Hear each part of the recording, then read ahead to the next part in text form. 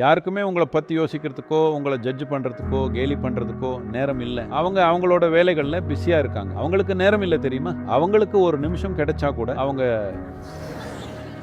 உங்களை அவங்க பார்க்குறாங்க.